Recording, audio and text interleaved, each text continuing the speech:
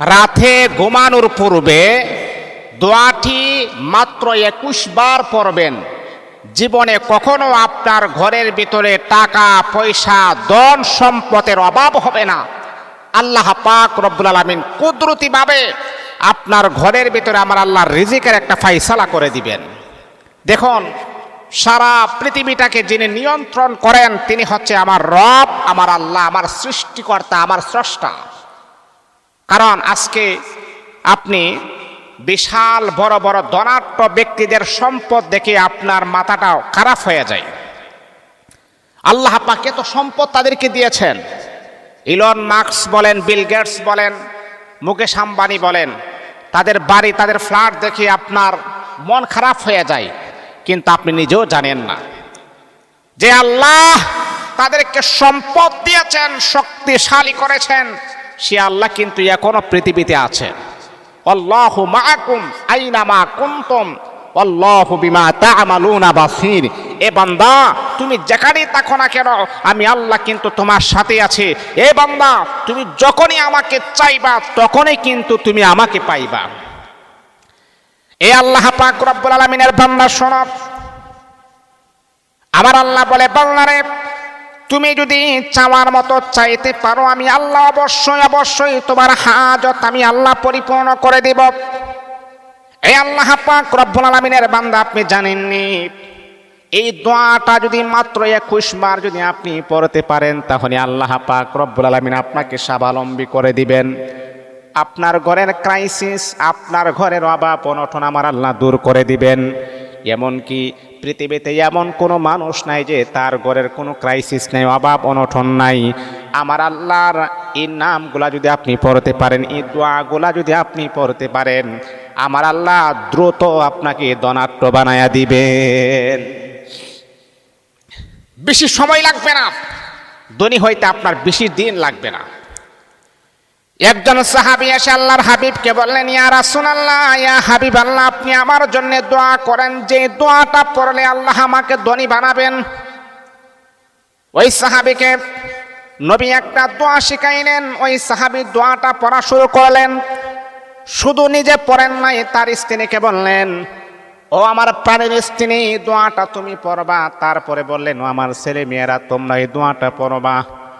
ঘরের all family যখন দোয়াটার উপর যখন আমল করা শুরু করে দিলেন, কয়েকদিন পরে সাহাবী আল্লাহর হাবিবের কাছে এসে মুস্কি হাসি দেয়া বলতেছে, ইয়া রাসূলুল্লাহ, আপনি আমাকে চিনেননি। আজ থেকে আমি 6 মাস আগে আপনার কাছে আসছিলাম ধনী হওয়ার জন্য। আপনি আমাকে একটা প্রেসক্রিপশন আপনি আমাকে দিয়েছিলেন। কহা হুজুর, আমি বললাম আমার ঘরে বড় ক্রাইসিস চলে, বড় অভাব চলে, আপনি আমাকে একটা দোয়া শিখাইয়া দেন। তখন আপনি আমাকে একটা দোয়া শিখাইয়েছিলেন নবীজি। এই দোয়াটা আমি নিজে আমল করেছি, আমার সন্তানগুলো আমল করেছে, এমনকি আমার স্ত্রী আমল করেছে। ও আল্লাহর নবী, আল্লাহর কসমকে বলে আপনি যেমনি বলেছেন তেমনি আমল করেছি। আমার আল্লাহ আমার ঘরের অভাব অনটন দূর করে দিয়েছেন, এমনকি আমার আল্লাহ আমাকে ধনী বানায়া দিয়েছে। তারপরে এই দোয়াটা আপনি পড়বেন, আল্লাহুম্মা ইন্না নাজআলুকা ফি নুহুরিহিম ওয়া নাউযু বিকা মিন শুরুরিহিম। তারপরে হচ্ছে আল্লাহুম্মা কফিনি বিহালালিকা আন হারামিক। এই সব দোয়াগুলো আপনি পড়বেন ধনী হওয়ার জন্য। সম্মানিত হাজিরিন, দেখেন আমি আপনাদেরকে মূল দোয়াটা আমি পরে বলতেছি, আগে কথাগুলো শুনেন। যেই দোয়াটা 21 বার পড়বেন আপনার গোটা লাইফটা চেঞ্জ হয়ে যাবে, পরিবর্তন হয়ে যাবে। আমি বলবো, আগে শোনেন, সাহাবে কেরামের ভিতরে কিন্তু ধনী ছিলেন না? হযরত ওসমান গনি অনেক ধনাঢ্য বড় একজন সাহাবী ছিলেন। আল্লাহ পাক তার সম্পদ দিনে দিনে আরো বৃদ্ধি করতেন, আরো বাড়াইয়া দিতেন। ওসমান গনির সম্পদ এতটাই বাড়াইতেন, ওসমান গনি একদিন রাসূলকে বলতেছেন যে, হুজুর, আমার সম্পদ এতটা বাড়তেছে, আমার সম্পদ যেন কমে যায়, আপনি আমাকে এমন একটা দোয়া করেন। চিন্তা করছেন? হুজুর, আমার সম্পদ বেশি হয়ে গেছে, যাতে করে আমার সম্পদটা কমে যায়, এই জন্য আপনি আমার জন্য দোয়া করেন। এই রকম দোয়া করেন না লোক কি গ্রামে আছে বা কোনো আমাদের দেশে আছে? হ্যাঁ, আই বাবারি, একজনে 700 কোটি 1700 কোটি টাকা ঋণ আছে, আবার উনি নাকি এমপিতে দাঁড়াবে। আমি নাম মেনশন করলাম না, ঋণ খেলাফি 1700 কোটি টাকা।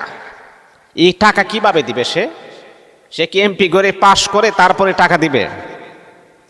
তাহলে জনগণের কল্যাণে সে কি কাজ করবে? যাই হোক, আমি যেহেতু এখানে রাজনীতি নিয়ে কথাবার্তা আমি কখনো বলি না বা বলার চেষ্টাও আমি করি না, যেই কথা আমি বলতেছিলাম যে সাহাবী যখন বললেন, হুজুর আল্লাহ আমাকে এতটাই ধন সম্পদ দিয়েছেন, যাতে করে কমিয়ে দেন, এইরকম একটা দোয়া করে। নবীজি বলতেছে, দোয়া নয়, একটা কাজ করো, তুমি উটের উপর উঠে তুমি ভাত খাইবা, খাবার খাইবা। ঠিক আছে? আচ্ছা ঠিক আছে। হযরত উসমান গনি উটের উপর উঠে খাবার খাইতেছে, যখন একটা ভাত, যখন একটা লোকমা যখন পড়ে যায়, তখন এটা আবার তুলে পরিষ্কার করে তখন আবার খাবার শুরু করে। আবার কয়েকদিন পরে বলতেছে, হুজুর আপনি কি দোয়া করলেন, আমার সম্পদ তো আরো বাড়তেছে। কেন? কি করলো? আমি না বললাম তোমাকে উটের উপর উঠে খাবার খাইতে? হুজুর খাইতেছে তো। তা খাওয়ার ধরনটা কি হুজুর? আমি যখন খাবার খাই, একটা চাউল যখন পড়ে যায়, ভাত যখন পড়ে যায়, এটা না তোলা পর্যন্ত আমি আবার পরের লোকমাটা আমি মুখে দিই না। আল্লাহু আকবার, আল্লাহু আকবার। আমার বাংলা, আল্লাহ পাক রব্বুল আলামিন কোরআনুল কারীমের ভিতরে আমার আল্লাহ সবিস্তার আকারে জানায়া দিলেন, লা ইন শাকারতুম লা আযীদান্নাকুম। আমার বান্দা, ও আমার বান্দা, তুমি যখন শুকরিয়া আদায় করবা, আমি আল্লাহ তোমার নিয়ামত বাড়ায়া দিব। লা ইন শাকারতুম লা আযীদান্নাকুম।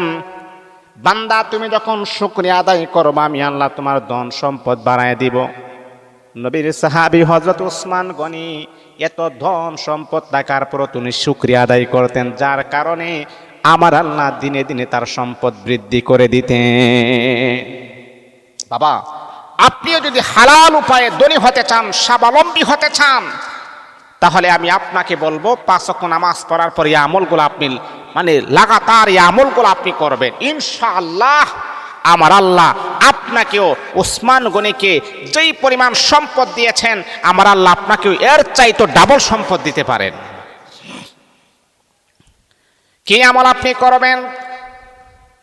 ঘুমানোর পূর্বে ছোট্ট আমলগুলো আপনি 21 বার আপনি পড়বেন। সুবহানাল্লাহি ওয়া বিহামদিহি, সুবহানাল্লাহিল আযীম, ওয়া বিহামদিহি আস্তাগফিরুল্লাহ। বুঝছেন? সুবহানাল্লাহি ওয়া বিহামদিহি, সুবহানাল্লাহিল আযীম, সুবহানাল্লাহি ওয়া বিহামদিহি, সুবহানাল্লাহিল আযীম, ওয়া বিহামদিহি আস্তাগফিরুল্লাহ। এই দোয়াটা আপনি 21 বার আপনি পড়বেন। এই আল্লাহ তাআলার বান্দা, আপনি জানেননি, এই দোয়াটা যদি আল্লাহ পাকের উপরে পরিপূর্ণ আস্থা, পরিপূর্ণ ভরসা নিয়ে যদি আপনি পড়তে পারেন, বন্ধুরে আমার, আল্লাহ পাক রব্বুল আলামিনের কাছে যদি আপনি হালাল উপায়ে যদি চান, আল্লাহ আপনি আমাকে ধনী বানান, আপনি আমাকে স্বাবলম্বী বানান, যদি আপনি আমাকে টাকা পয়সার মালিক বানান, আমি অসহায় ইয়েতিমখানায় আমি টাকা পয়সা দান করব, মাদ্রাসা মসজিদে আমি দান করব, আল্লাহ যারা চলতে পারে না তাদের পাশে আমি দাঁড়াবো। আপনার নিয়তটা যদি সহি থাকে, অবশ্যই অবশ্যই আমার আল্লাহ আপনাকে ধনী বানায়া দিবে। কিন্তু আপনি ধনী হবেন, আল্লাহ পাকের কাছে তো ব্যক্ত করতে হবে, আল্লাহ আমি কেন ধনী হব, কি কারণে আমি ধনী হব, এটা তো ব্যক্ত করতে হবে।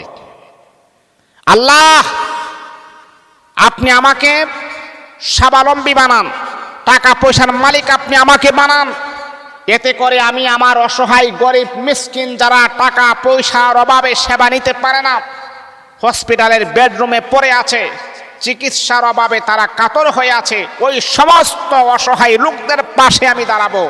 আল্লাহ যাদের বাড়িঘর নাই তাদের বাড়িঘরের ব্যবস্থা করব। আল্লাহ আমি মানুষের সেবায় নিয়োজিত থাকব। এইরকম যদি আপনার ইনস্ট্রাকশন, দিক নিদর্শন যদি আপনার থাকে, অবশ্যই অবশ্যই আমার আল্লাহ আপনাকে স্বাবলম্বী বানাবেন, বানাবেন, বানাবেন, বানাবেন ইনশাআল্লাহ। নিয়তটাকে ঠিক রাখতে হবে, নিয়তটাকে একেবারে সহি রাখতে হবে।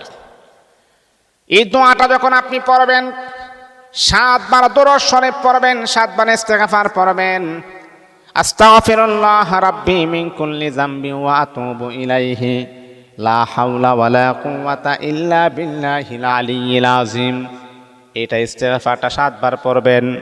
তারপরে দরুদ শরীফটা আপনি 7 বার পড়বেন, সাল্লাল্লাহু আলাইহি ওয়াসাল্লাম, সাল্লাল্লাহু আলাইহি ওয়াসাল্লাম 7 বার পড়বেন। তারপরে পড়বেন তারপর আপনি এই দোয়াটা পড়বেন সুবহানাল্লাহি ওয়া বিহামদিহি সুবহানাল্লাহিল আযীম ওয়া বিহামদিহি আস্তাগফিরুল্লাহ 21 বার আপনি পড়বেন। তারপরে এই দোয়াটা পড়বেন আল্লাহুম্মা কফিনি বিহালালিকা আন হারামিকা ওয়া আগনিনি বিফাদলিকা আম্মান সিওয়াক। এই দোয়াটাও আপনি পড়বেন আল্লাহুম্মা ইন্না নাজআলুকা ফি নুহুরিহিম ওয়া নাউযু বিকা মিন শুরুরিহিম। এই দোয়াগুলো আপনি পড়বেন। আর দুরূদ শরীফের তো কোনো বিকল্প নাই বাবা। এই আমলগুলা যদি আপনি করতে পারেন ইনশাআল্লাহ হালাল উপায়ে হালাল ভাবে আমার আল্লাহ আপনাকে ধনাঢ্য বানায় দিবেন, ধনী বানায় দিবেন। আল্লাহ পাক আমাদের সবাইকে যেন কবুল